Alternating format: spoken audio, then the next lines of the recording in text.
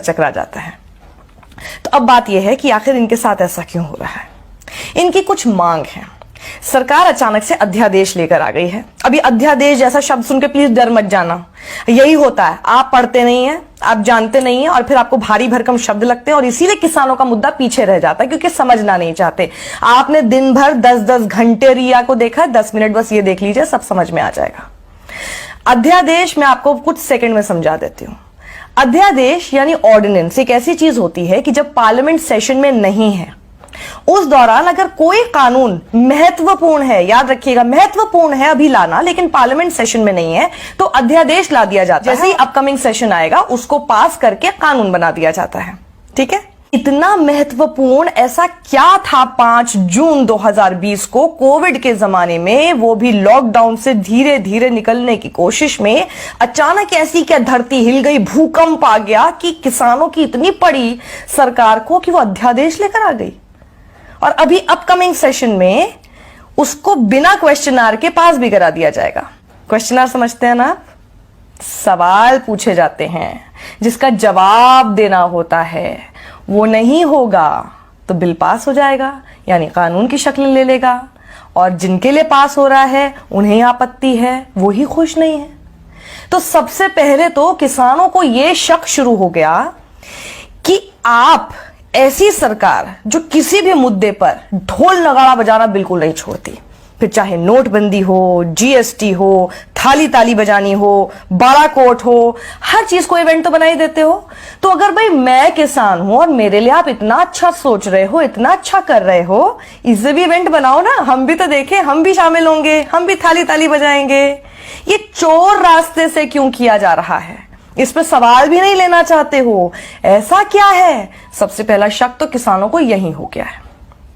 किसान पूछ रहे हैं चोर रास्ते से क्यों, 56 इंच का सीना दिखाकर क्यों नहीं अध्यादेश लेकर आए या फिर कानून लेकर आए। 3 अध्यादेश हैं, वो मैं आपको बताऊं उससे पहले जरा आपको ये भी एक छोटा सा टीजर बता देती हूं कि सरकार ने एक झूठ बोल दिया है, किसानों को लेकर झूठ बोला है, किसानों को समझ आ गया है कि वो झूठ बोल दिया है और आप तक ये झूठ ना पहुंच पाए इसकी पूरी कोशिश मीडिया तो कर ही रहा है, आपको पता ही नहीं चलेगा, लेकिन ये देखेंगे तो जरूर पता चल जाएगा।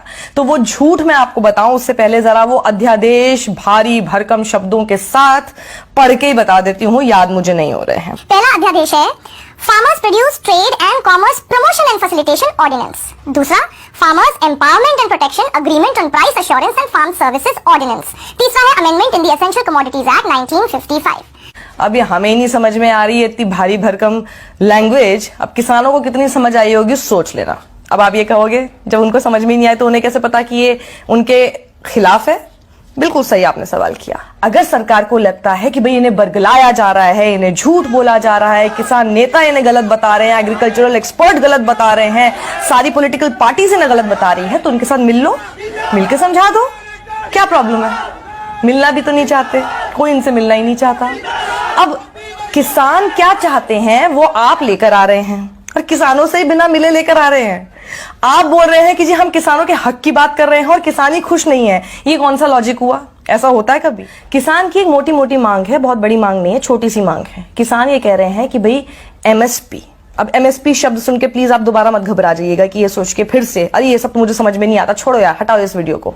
नहीं, यही दिक्कत है, समझते हैं नहीं आप और बहुत आसान चीज होती है और इसीलिए किसान पिट रहा है। आप सुनेंगे समझेंगे तो किसान नहीं पिटेंगे क्योंकि आप उनकी बात को समझ पाएंगे। एमएसपी यानी मिनिमम सपोर्ट प्राइस, न्यूनतम समर्थन मूल्य, नाम से समझ में आ गया कि यानी जो भी उनका प्रोड्यूस है उसके लिए उनको एक मिनिमम सपोर्ट प्राइस, एक मिनिमम न्यूनतम राशि उनको मिले, ये सुनिश्चित कर दे सरकार कि अगर कोई ये नहीं देता है तो उसको जेल होगी, उसके खिलाफ कार्रवाई होगी, इतना सा कानून ला दे सरकार। सरकार कह रही है एमएसपी बेचना तो आपका अधिकार है, उस पर किसान कह रहा है तो फिर कानून लेकर आओ ना, उस पर सरकार चुप है। अब दिक्कत यही आ रही है कि सरकार यही बात नहीं सुनना चाहती क्योंकि किसान को इसी बात का सबसे ज्यादा डर है। अब मैं आपको बताती हूं कि सरकार ने झूठ क्या बोल दिया है। आप इसे झूठ कह सकते हैं या अर्ध सत्य कह सकते हैं या अर्ध झूठ बोल सकते हैं, आप इसको डिसाइड कीजिए। ये फैलाया जा रहा है, आपको भ्रमित ये किया जा रहा है कि ये जो अध्यादेश आ रहा है या अध्यादेश आ चुका है और जो ये कानून की शक्ल अब ये ले लेगा, इससे अब हमारे किसान आजाद हो गए। कैसे? अब वो मंडी से बाहर भी बेच सकेंगे। पहले ये आजादी उनके पास नहीं थी। अब यहीं पर सबसे बड़ा झूठ है, पहले भी किसान के ऊपर ये आजादी थी। एक भी आप ऐसा क्लॉज, एक भी ऐसा कानून दिखा दीजिए जो ये कहता हो कि किसान पहले मंडी से बाहर नहीं बेच पाते थे और अब बेच पा रहे हैं इसके बाद। यानी जो उनके पास पहले से हक था वो आप जबरदस्ती दे रहे हैं। तो आपने उनके लिए किया क्या? यहां पर खेल होता है उस चीज का जिसको हम कहते हैं आपकी तरफ से इग्नोरेंस। आप नहीं जानते ना, इसलिए आपको लगता है कि देखो देखो सरकार ने कितना अच्छा काम कर दिया, लेकिन ये तो पहले से ही है, इसमें आपने क्या नया किया? और जो वो चाहते हैं कि आप नया करें वो आप करना नहीं चाहते, तो आप कर क्या रहे हैं? अब क्या होगा कि कोई भी होर्डिंग स्टोरेज कर सकेगा सिवाय कुछ आपदा या फिर युद्ध जैसी स्थिति के। अब कितना भी कर सकेगा, लिमिट ही नहीं है अब उसकी। किसानों को लग रहा है कि इससे आप कुछ कारोबारी और व्यापारी उनकी जेब मोटी कर रहे हैं, इसमें हमारा फायदा नहीं है। किसान को यह लग रहा है कि अब आप इस प्रोसेस को लेकर आके धीरे धीरे एमएसपी और मंडी का जो पूरा सिस्टम है, जो पूरा कल्चर है, उसको आप धीरे धीरे खत्म कर देंगे।